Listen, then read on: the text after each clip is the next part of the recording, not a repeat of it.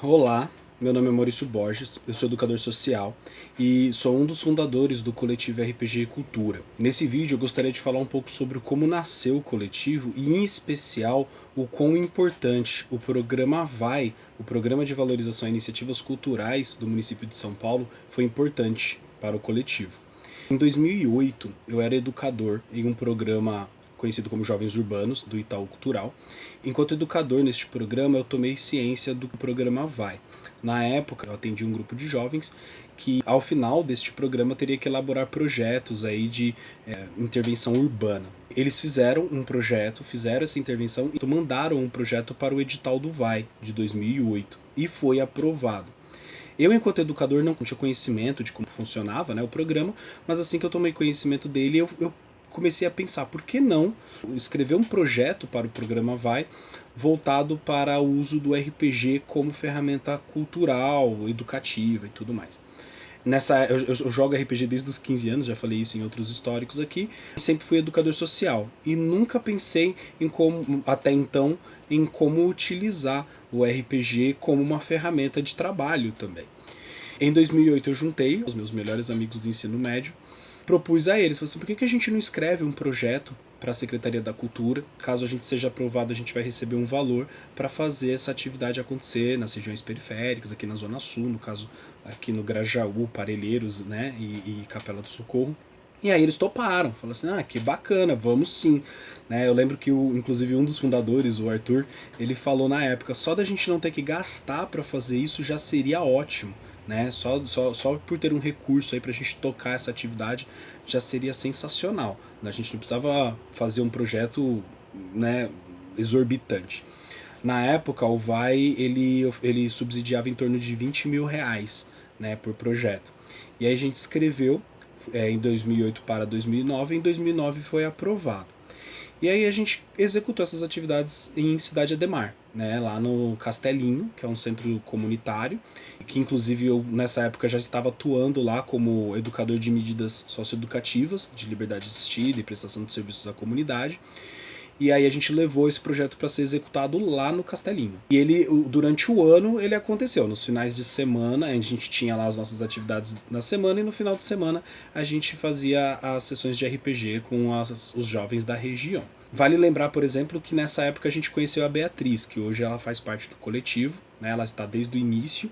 Ela tinha na época 15 anos e aprendeu o que era RPG, começou a jogar com a gente, se desenvolveu enquanto narradora, né? E posteriormente ela também teve um projeto aprovado pelo VAI, mas aí eu vou deixar ela falar, porque ela também vai montar um vídeo aqui junto comigo pra gente fazer esse testemunho juntos. Então é isso, né? Em 2009 a gente teve o projeto aprovado, foi executado com sucesso, a gente atendeu os meninos, deu uma repercussão bem interessante, mas ele acabou. Em 2010 a gente não mandou nenhum projeto para o VAI. Na verdade, acho que a gente mandou, mas não foi aprovado, e em 2011 a gente nem mandou, porque aí o grupo voltou às suas atividades corriqueiras, a gente tinha entendido então o projeto como algo que teria começo, meio e fim, né?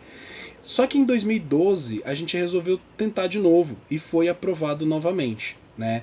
Nessa época a gente voltou a procurar os jovens que tinham participado do projeto em 2009. Então, como eu falei, por exemplo, a Beatriz tinha 18 anos já, e aí ela já era narradora de RPG, ela tinha passado os 3 anos seguintes praticando, né, o RPG, e aí em 2012 ela fez parte da ficha técnica do VAI pela segunda vez que a gente foi aprovado, assim como outras pessoas, né? Então a gente teve lá o primeiro corpo de fundadores, que são os fundadores do coletivo, os 7 fundadores, e depois a gente também teve outras pessoas que foram agregando aí. Então em 2012 a gente teve o VAI novamente, o que também deu aquele gás para a gente aprimorar e ampliar. Depois de 2012, a gente continuou executando as atividades, mesmo sem subsídio público. A gente começou a procurar outros programas também da educação, como o Mais Cultura nas escolas e o Mais Educação. A gente começou a fazer trabalhos em algumas instituições, em algumas ONGs. Trabalhei no ponto de cultura da comunidade, também da comunidade cidadã, né, ajudando lá na coordenação de cultura.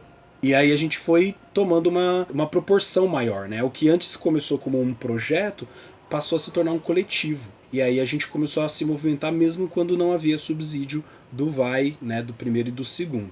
Em 2015, né, já aí tendo um grupo um pouco maior, né, com mais pessoas engajadas e um pouco mais orgânico, a gente foi aprovado pelo programa Vai 2, né, a modalidade 2. O que mostra que no tempo de vida do coletivo, a cada 3 anos a gente tem ali um projeto aprovado por um subsídio da Secretaria da Cultura, o que faz com que o nosso coletivo tome uma proporção cada vez maior, as ações do coletivo se tornem mais impactantes na região onde a gente atua, nas regiões.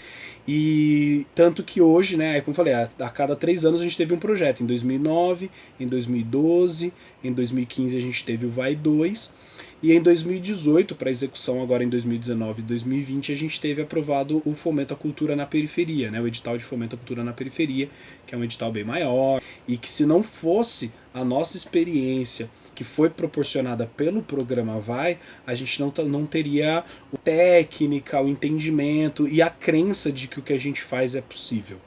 Então, em resumo, nada do que a gente é hoje, enquanto coletivo RPG e cultura, com as nossas ações, tanto no âmbito dos editais públicos como no âmbito das contratações, né? Hoje a gente é um dos fornecedores do Sesc São Paulo, a gente atua em vários centros de criança e adolescente, em outros serviços de medida socioeducativa, centros de juventude, escolas, CELS, a gente atua nos 5 CELS da Capela do Socorro. Então, hoje o RPG Cultura tem o tamanho que tem graças à oportunidade oferecida pelo programa Vai. Então esse testemunho é para falar um pouco do histórico do RPG Cultura, mas principalmente para mostrar o quanto a gente é grato pela existência de um programa como o programa Vai, e os programas seguem a mesma linha, e o quanto eles são importantes, né? A gente pensa assim, como que se a gente, enquanto coletivo RPG Cultura, só existe do jeito que existimos por conta desses programas, quantos outros projetos e coletivos e grupos e movimentos também causam um impacto que causam hoje por conta dessas leis, né? Por conta desses editais públicos, dessas leis públicas, né? Então, é isso. Gostaria de dizer que esses programas de valorização, né, o programa Vai, que é o Programa de Valorização a Iniciativas Culturais, também precisa ser valorizado. O nosso coletivo ele trabalha num aspecto muito pouco difundido, principalmente nas regiões periféricas, que é o aspecto da cultura geek, cultura pop geek, né?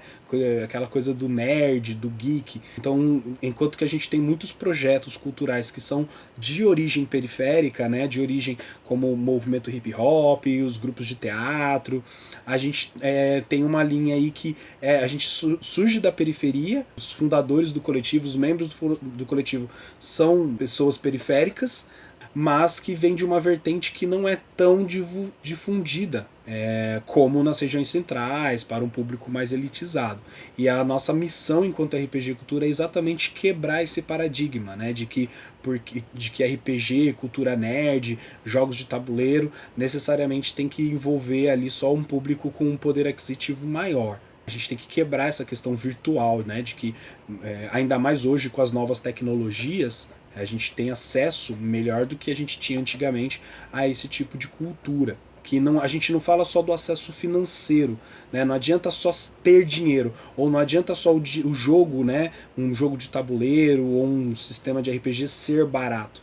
Não adianta se as pessoas não têm acesso virtual, se as pessoas não conseguem saber onde comprar, ir até o local. O primeiro acesso é o do conhecimento, né? Não adianta você ter dinheiro para comprar um jogo desse se você não sabe que ele existe. Então é o primeiro acesso que precisa existir, é o acesso virtual, o acesso do conhecimento. E depois você ter o alcance daquilo. Não adianta você saber onde compra, não adianta você ter o dinheiro, se você quando vai lá e compra não tem amigos que vão entender como é que funciona o jogo, né? Então, a nossa missão enquanto coletivo hoje é essa, é difundir o RPG e a cultura geek como uma forma também, com a sua perspectiva periférica, e também como uma ferramenta educativa, lúdica, cultural, socioeducativa, e por aí vai. É isso, obrigado por terem assistido o meu vídeo até aqui. E espero que esse vídeo ajude as pessoas a perceberem a importância que o programa Vai, o Programa de Valorização a Iniciativas Culturais, tem para o município de São Paulo. Valeu, obrigado e até a próxima.